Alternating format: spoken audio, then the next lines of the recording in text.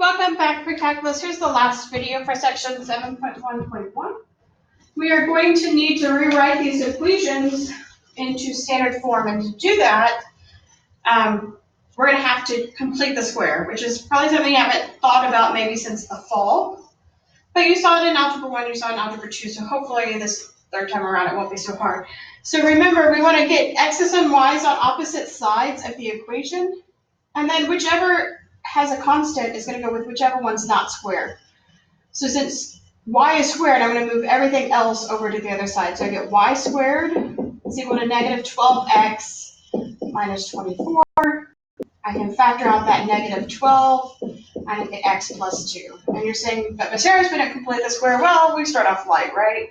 All right, since the y is squared, it's going to be a horizontal parabola.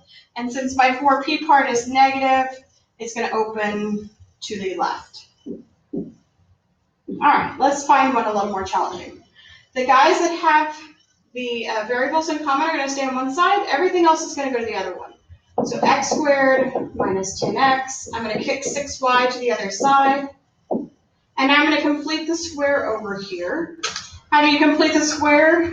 Well, we take the middle term, we divide it by 2, and then we square it. So negative 10 divided by 2 would be negative 5. Squared is 25. But if I add 25 to this side of the equation, I'm going to have to add 25 to the other side. All right, so this is going to be x minus 5 squared. Right? It's this middle guy divided by 2. It's the guy that you ended up squaring to get here. So x minus 5 squared. Over here I have 6y. Negative 31 plus 25 is minus 6. I can factor that 6 out, and I get 6 times y minus 1. X is squared, so it means we're vertical. Since the p-value is positive, it's going to open up. All right, what are you going to move over here? Again, x squared, so I'm going to keep those guys on the left-hand side. The 20y is going to go to the other side, become negative. 61 gets booted to the other side. Completing the square here, 2 divided by 2 would be 1. Squared is 1. And we're only adding 1 over here. This side is x plus 1 times x plus 1, or x plus 1 squared. The other side is going to be negative 20y minus 60. Factoring out that negative 20, I get y plus 3. This guy is x squared, so it's vertical, but my p is negative, so it's opening down.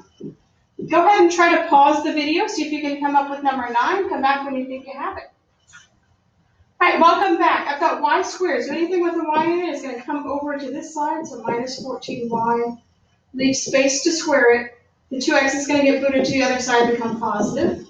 All right, what's half of 14? 7. 7 squared would be 49, so I'm going to add 49 to both sides of the equation. Here I've got y minus 7 squared. Over here I've got 2x. 49 minus 45 is 4.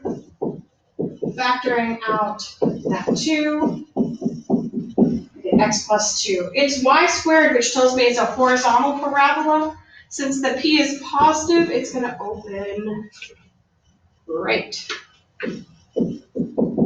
All right, that's it. You'll notice on what I handed you today, there is homework. Remember, the homework is just practice problems.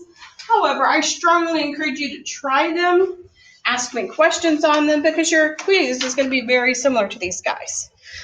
Have a good night, guys. We're going to do 7.1.2. I'd go ahead and start watching those videos because we're going to be doing that tomorrow.